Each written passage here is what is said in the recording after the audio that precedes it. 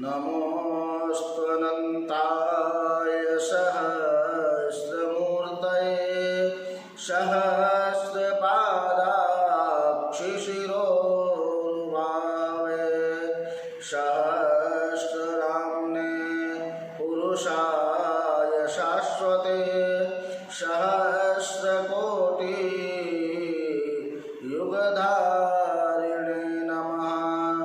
या देवी सर्वभूतेषु दयारूपेण संस्थिता नमस्तस्यै नमस्तस्यै नमस्तस्यै नमो नमः नमस्तस्यै नमो नमः। नमस्कार, जय श्री राम, जय माता दी, हर हर महादेव। आज 13 मई 2020 बुधवार का दिन, षष्ठी तिथि प्रातःकाल तक तदुपरांत सप्तमी, श्रवण नक्षत्र, प्रमादी नामक संवत्सर और सौरमान के हिसाब से आज 31 गते वैशाख है। कल 1 गते ज्येष्ठ प्रारंभ होगा। संक्रांति, वृषभ संक्रांति, वृष संक्रांति, कल संक्रांति है 14 तारीख। भगवान सूर्य की विशेष पूजाएं होती हैं संक्रांति के दिन, तो कल आप संक्रांति में भगवान सूर्य नारायण की विशेष रूप से पूजा इत्यादि कर्म कर सकते हैं। अभी हम तृतीय लॉकडाउन में चल रहे हैं, तीसरे समय आएगा चौथे लॉकडाउन का भी। उससे पहले माननीय प्रधानमंत्री जी द्वारा कुछ राहत पैकेज जो जनादेश के लिए उन्होंने दिया है, उससे कई क्षेत्रों में अच्छा काम होगा, सुधार होगा और आशा करते हैं कि इस समय सभी लोग धार्मिक दृष्टि से, मानवता की दृष्टि से कार्य करें। कोई ऐसा कार्य ना करें जिसके द्वारा वो धन अनावश्यक कार्यों में जाए। उसका उपयोग अनावश्यक कार्यों में इस समय नहीं होना चाहिए। इस समय हमें आर्थिक स्थिति की बहुत ज़्यादा ज़रूरत है और विशेष रूप से हो सकता है आगे कई सारे लघु उद्योग खुलेंगे, परंतु आप अभी भी अपने घर वालों का, अपने लोगों का जितना हो सके ध्यान आपको रखना है। और मैं कहूँगा बल्कि और अधिक मात्रा में ध्यान रखना है। यही एक स्थिति है जब हमारे शरीर में बीमारी ज़्यादा प्रवेश करती है, तो आप लोग इसका विशेष ध्यान भी रखें। 4 वर्ण होते हैं, ब्राह्मण, क्षत्रिय, वैश्य, शूद्र। कहते हैं धर्मोपनिदेश, धर्मों का उपदेश का जो कर्तव्य है, जो उपदेशात्मक चीज़ें हैं, जो विचार व्यक्ति को रखने चाहिए या जिनके द्वारा हमें अच्छा ज्ञान प्राप्त होना चाहिए, वो ब्राह्मण है। और जो जिनके द्वारा हम संसार में रक्षित हैं, जिनके द्वारा हमारी रक्षा अच्छे रूप से होनी चाहिए और जिनके द्वारा हम निर्भीक होकर कार्य करें, किसी प्रकार का भय, किसी प्रकार का डर ना रहे, वो कार्य होता है क्षत्रिय वर्ण का। और संसार में कोई भूखा ना रहे, कोई बिना कार्य के ना रहे, कोई भूखा ना सोए, इनका कार्य होता है वैश्यों का। और चतुर्थ वर्ण है, उनका कार्य होता है सेवा करना, सभी लोगों को खुश रखना, उन लोगों की उन लोगों का कर्तव्य है। सभी लोगों को खुश रखना, सभी की सेवा इत्यादि कर्म करना। परंतु इस समय जो स्थितियां हैं इसमें सबसे ज़्यादा स्थिति हम ब्राह्मण वर्ण की खराब कर दी गई है, मानी गई है और उनका इस समय कोई स्थान कहीं नहीं रखा गया है। और परमात्मा तक आपका जो संदेश पहुंचाता है वो एक ब्राह्मण ही होता है, क्योंकि परमात्मा मंत्रों के अधीन हैं, भक्तों के अधीन हैं और वो मंत्र ब्राह्मणों के अधीन हैं। और जो भी भक्त इस संसार में बनता है वो भी किसी न किसी गुरु और ब्राह्मण के द्वारा ही उपदेश पाने के बाद बन पाता है, उसके बाद ही वो बनता है। तो जब तक हम अपनी चीज़ों को रक्षित नहीं करेंगे तब तक हमारा पतन होगा। और आज आवश्यकता उसी चीज़ की ज़्यादा है। और द्वितीय वर्ण जो क्षत्रिय वर्ण है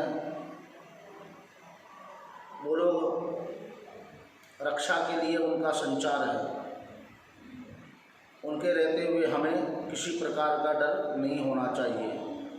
परंतु इस समय अवस्थाएं ऐसी बना दी गई है, चल रही हैं कि उन्हीं के द्वारा हमें ज़्यादा डराया जाता है। जो वैश्य हैं इस समय जिनको सबको खुश रखना है, परंतु आजकल के जीवन में वो अपनी मानवता को बहुत ज़्यादा कई लोग भूल चुके हैं।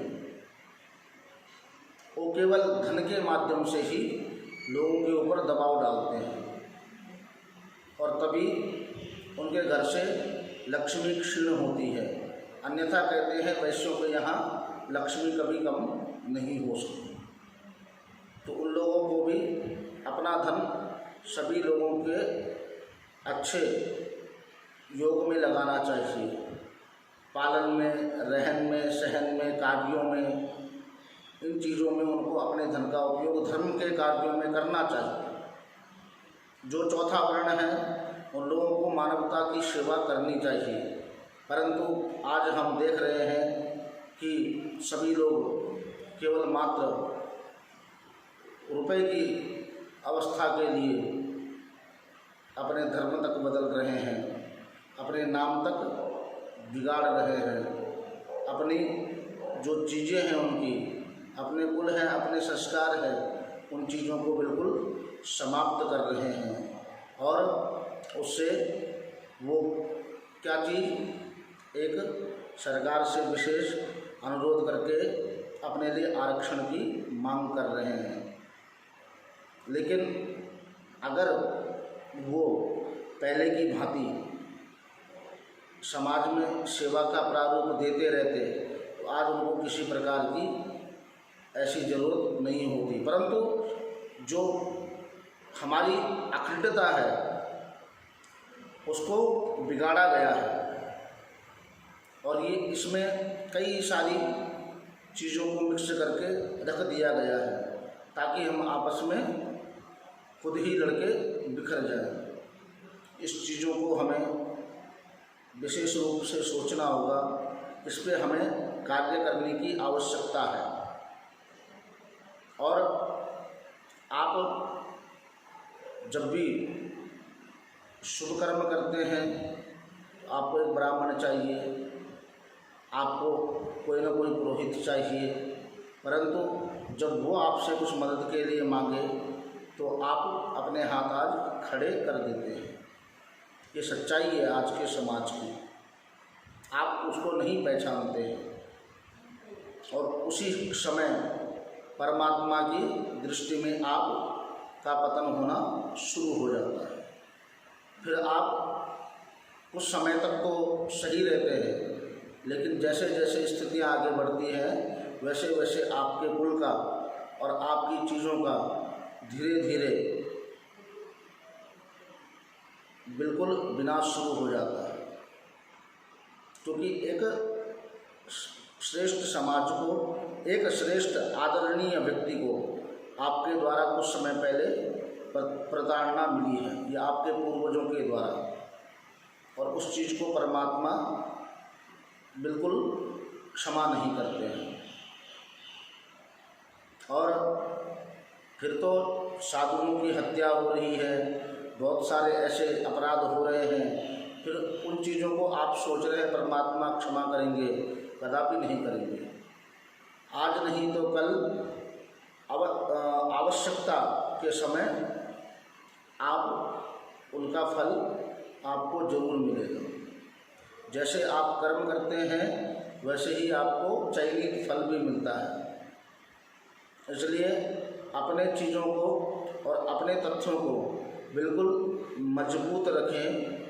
अपनी चीज़ों को आप ऐसे कार्यों में व्यर्थ न जाने दें जिसके कारण आपके घर में, आपके कुल में कोई दोष आए।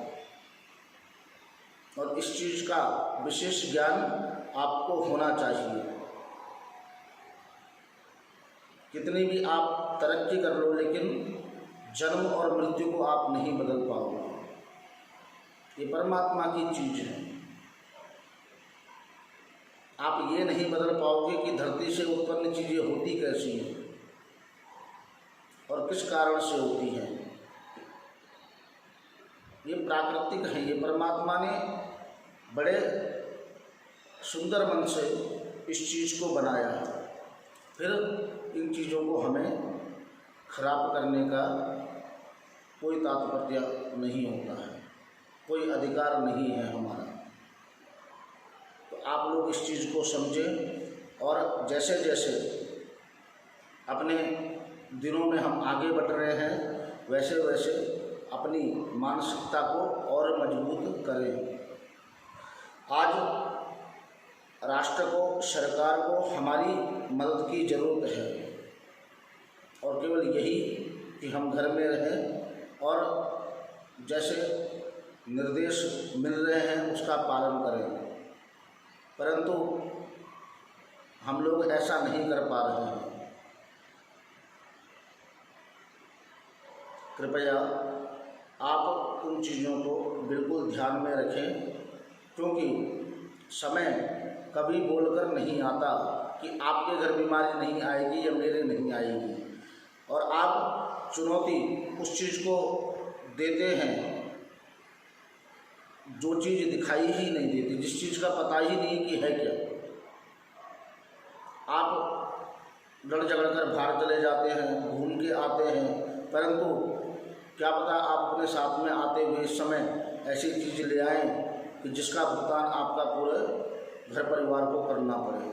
तो ऐसे काम ना करें। अपने विवेक से, अपने अनुभव से, अपनी चीज़ों से खुद ही सीखें। आपके पास इतना समय नहीं है कि आपको किसी और के द्वारा सिखाया जाए। और आजकल तो संसाधन इतने ज़्यादा हैं कि आप घर बैठे उन चीज़ों को सीख सकते हैं, उन चीज़ों के बारे में जानकारी प्राप्त कर सकते हैं। तो आप ऐसा कार्य ना करें और मानवता के नाते अच्छे कार्यों की ओर हमेशा अपनी रुचि बना के रखें। आज के लिए इतना ही। धन्यवाद। नमस्कार। आचार्य दीपक उनियाल। जय हिंद, जय भारत।